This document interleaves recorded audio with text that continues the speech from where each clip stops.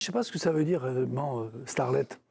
C'est quoi? Ça veut dire que ils s'écoutent, Oui, ils ont envie qu'on les regarde, dans la glace, sans rien faire. Sans rien faire. J'ai pas le sentiment que ça soit le cas. J'étais au match, je les ai vus souffrir. Je les ai vus maladroits, battus, parce qu'il y a trop de joueurs qui sont insuffisants, qui sont en dessous et qui ne peuvent pas. Et pour porter une équipe, et pour donner l'impression d'être solide, il ne faut pas avoir 4-5 joueurs qui sont physiquement battus, surtout, ou techniquement, qui sont trop justes.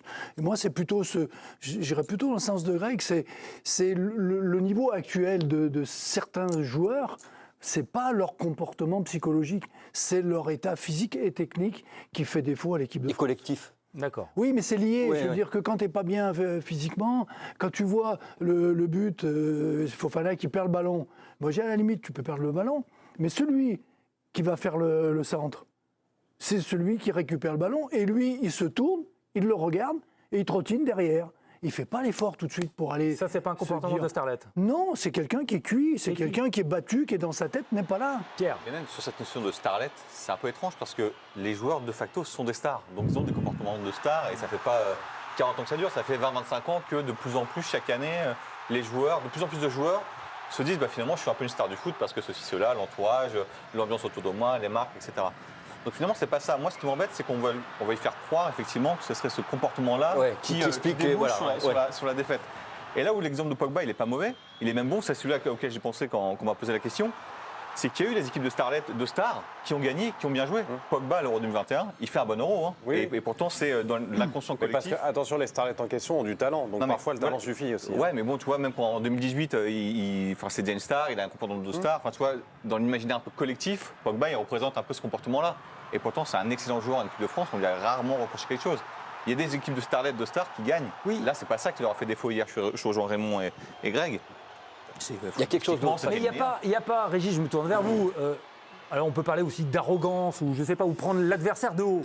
Vous savez ce que c'est? L'Italie était très faible à l'Euro.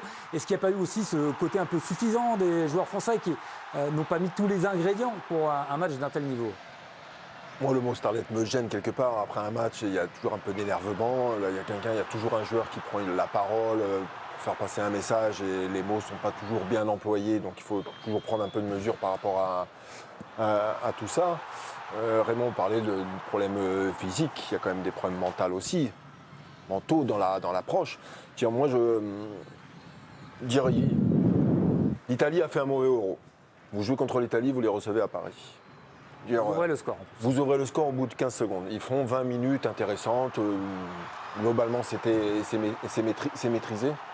Et pour quelle raison ils sortent du match et là, il n'y a plus rien, il n'y a plus de respect en fait.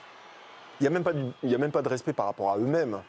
Parce qu'il n'y a plus de structure d'équipe, il n'y a plus d'organisation, les lignes sont distendues.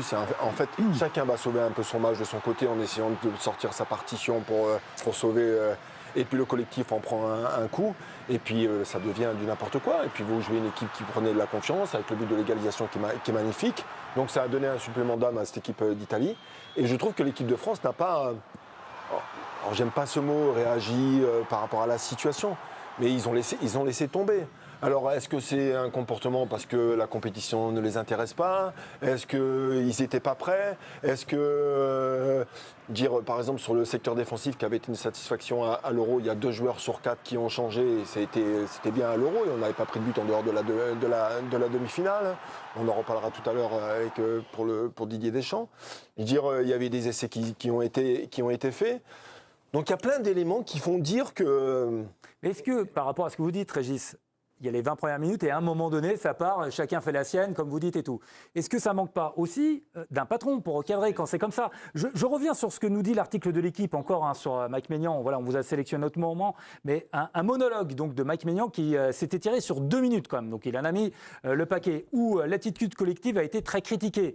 Et à l'issue duquel personne n'a osé prendre la parole derrière Mike Maignan, ni le capitaine Kylian Mbappé, ni le vice-capitaine Antoine Griezmann. Un silence total s'est imposé dans le vestiaire au Parc des Princes, après son coup de gueule.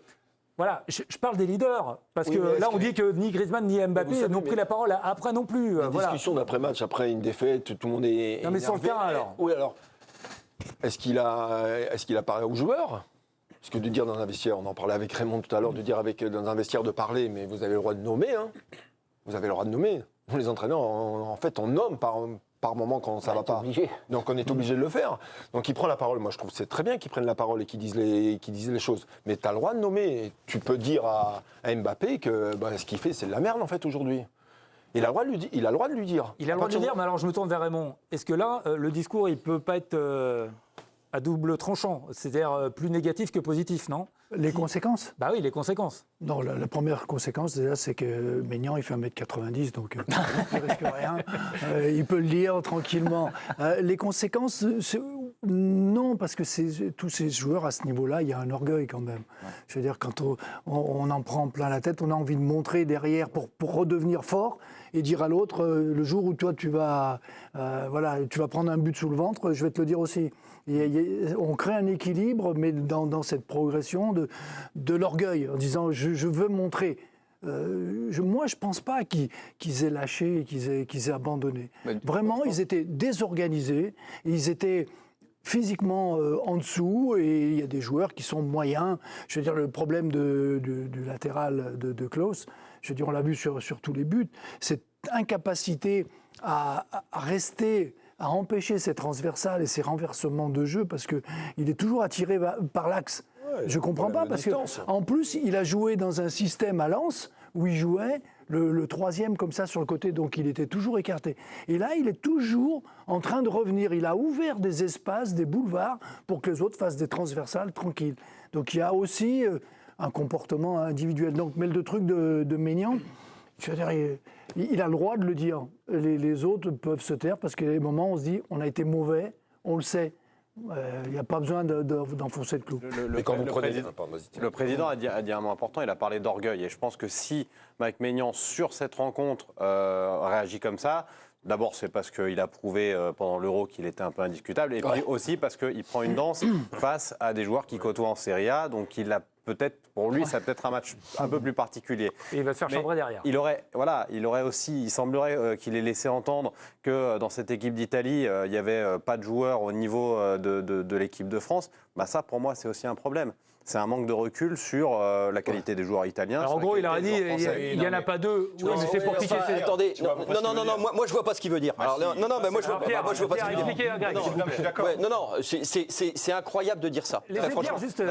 Vous pensez qu'ils n'ont pas un joueur, un attaquant du niveau d'Olysée, par exemple? C'est pas mon avis. Ah oui. Mais que lui se dise, honnêtement, dans l'équipe d'en face, ils ne sont pas bien meilleurs que nous, c'est pas... Ah non, il a dit, il n'y en a pas deux qui auraient leur place en équipe de France. Alors, vous voulez les deux noms, là? Parce que moi, je vous les balance, les deux noms, tranquille. Nous, on peut se dire qu'évidemment, Tonali ou Di Marzio, ils sont plus forts. Ah, Di Marco est un peu meilleur que Klose, hein, je Di Marzio est meilleur sur les transferts. Non, mais Bastoni avec l'Inter de Milan, il finalise. L'idée générale, tu comprends. Non, l'idée générale... Le Mike Maignan rentre dans le vestiaire et disent, en vrai, les gars, ils sont quand même un peu moins forts que nous, on se fait balader par des gens qui, sur le papier, sont censés être moins forts que nous. C'est pas scandaleux. D'accord. Non, alors là, stop. Combien t'as de joueurs français qui sont finalistes de la Ligue des Champions? Là, maintenant, on va le dire. Combien t'en as? Ils sont tous dans des grands clubs externes. Non, combien t'en as qui sont finalistes de la Ligue des Champions aujourd'hui? D'accord. Il y en a 3 qui l'ont gagné avec le Real. Il y en a 3 qui l'ont gagné avec le Real. D'accord. Il y a combien de joueurs de l'Inter dans cette équipe?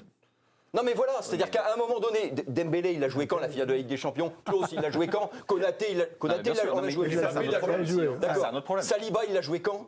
Il a joué à la PlayStation ou bien? Non mais Maignan, il l'a joué quand? Il l'ouvre, alors il l'a joué. Non mais arrive un moment, c'est injuste et c'est méprisant pour eux. Sans doute. Voilà, moi c'est ça qui me. Mais quand on parle d'orgueil, tu peux comprendre que Maignan se dise, on est chez nous, etc. On est l'équipe de France qui quand même globalement fait une finale de Coupe du Monde 18 mois avant. Il se dit, on va pas être la première équipe de France de l'histoire en 4 millions d'années à perdre contre l'Italie à la maison. D'autant plus que l'Italie n'a pas été brillante dernièrement. Encore une fois, c'est pas la grande Italie. Greg, tu oublies que c'est un truc qu'il dit dans le vestiaire pour les joueurs, pour les piquer. Il ne le dit pas pour que ça sorte dans la presse. Et pourquoi? Oui, c'est vrai. Oui, il ne le dit pas pour les Italiens. Il le dit entre eux, pour les piquer eux. Oui, comme Roland Courbis. Oui, c'est ça.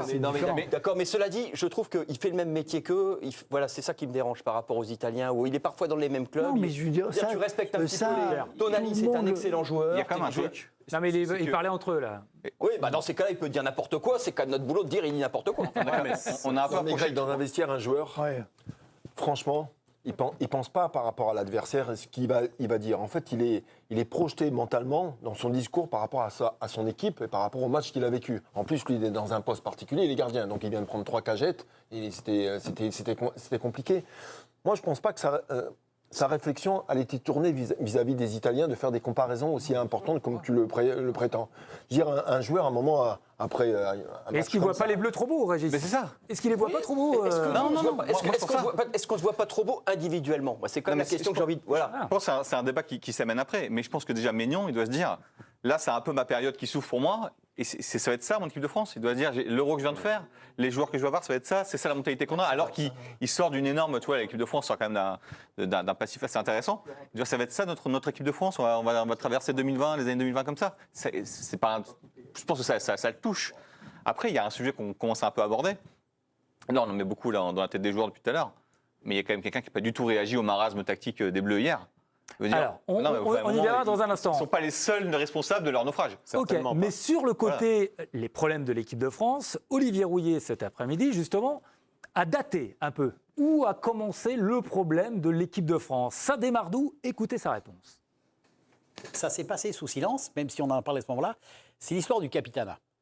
Moi, je pense que Antoine Griezmann, depuis qu'il n'a pas été nommé capitaine, moi, je regrette, mais depuis ce moment-là, il y a eu quelque chose. Alors, il nous a dit que c'était accepté, mais regardez ses prestations depuis ce moment-là. Eh ben, vous constaterez quand même, ne serait-ce qu'au championnat d'Europe et hier soir de nouveau, il y a quelque chose qui ne va pas bien. Alors, moi, je trouve que c'est une coïncidence qui a quand même son importance. Parce qu'on parlait de messages, de codes, etc. Mais là, je trouve, moi personnellement, alors je ne mets pas du tout en doute la volonté, l'engagement d'Antoine Griezmann, hein, c'est pas ça. Je trouve que quand même, il s'est passé quelque chose. Ça a cassé. Il parle de... Non, mais alors, c'est peut-être... Alors, il y a aussi peut-être la théorie qui consiste à dire que ça coïncide avec un déclin sportif qui serait arrivé sans ça. On ne peut pas tout à fait l'écarter. J'entends. En tout cas, il faut quand même ouvrir cette possibilité. Sur l'histoire du capitanat, c'est très simple. Au moment où Didier Deschamps décide donc, puisque Lloris et Varane sont partis, on est 2 mois après le mondial au Qatar. Il y a 10 joueurs de l'équipe de France, 10 joueurs, je veux vous balancer les noms, qui n'auraient absolument pas compris que Mbappé soit pas capitaine. Et Mbappé, le premier, l'aurait pas compris non plus. Parce qu'il ronge son frein depuis des années, parce qu'il a laissé Varane et Lloris faire le truc, parce qu'il a... À un moment donné, c'est son équipe. C'est-à-dire qu'en tout cas, c'était vu comme ça par lui. On est après le couillon de Qatar, essayez de vous imaginer ce qu'est Mbappé à ce moment-là. Il a quand même des super pouvoirs.